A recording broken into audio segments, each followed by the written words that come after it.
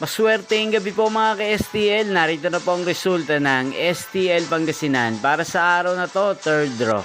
April 12, 2025. Araw ng Sabado. Naway ang mga natayan niyo pong mga numero kanina ay manalo nawa ngayong gabing ito. 8:45 PM. Kaya't kunin niyo na po ang inyong mga tickets. Narito na po ang resulta.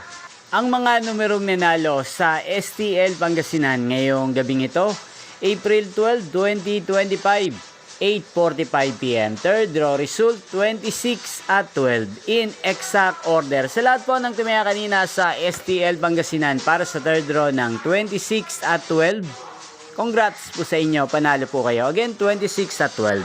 At ngayong gabing ito sa STL Pangasinan, atin pong i-shoutout si Ate Elisa ng Pangasinan. Shoutout po sa inyo, Ate Elisa.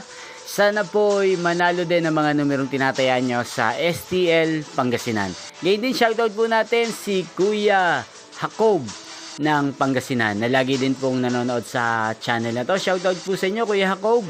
Sana po'y manalo din ang mga numerong tinatayaan nyo sa STL Pangasinan. At sa lahat ng mga subscribers ko sa Pangasinan, shoutout po sa inyo.